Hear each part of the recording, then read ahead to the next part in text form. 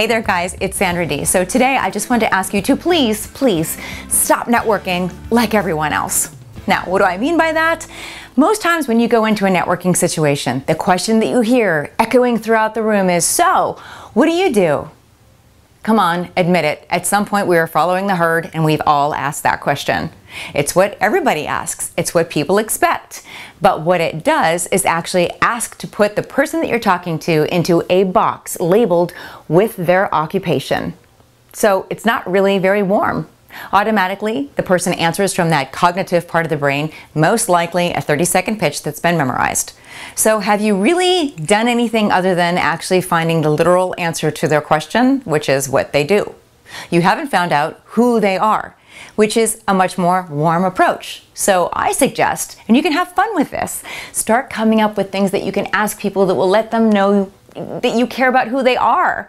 The answers will give you some sort of indication as to what they're all about. And you know what? When it turns back around, you have the opportunity to, once again, not be your typical networker. I want you to turn it back around whenever they say, so what is it that you do?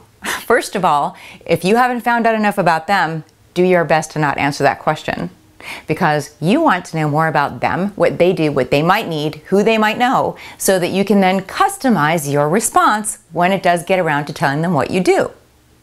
You see, by saying, so what do you do, and answering in the response of, well, I am how many of us have done that? I am an insurance person. I am a sales rep. I am a coach. I am as soon as you start to say I am I gotta tell you that the human brain has this absolute infallible capacity to begin to discount whatever it is you're gonna say.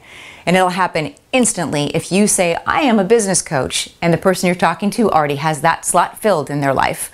They've already removed themselves from the conversation without even getting to know you. So if somebody walks up to you immediately and says, so what do you do? Do your best to find out more about them. Avoid the question. Find playful ways to do it, in fact. Nobody said that networking events have to be boring. Find your sense of humor. Play with it. Use this as a game to figure out as much as you can about the other people before you even ask them what they do. The funny thing is, if you go into a networking event like this, you'll be surprised at how many people will just go ahead and ask for your card. Isn't that what you want in the first place? So stop networking like everybody else. Make it fun.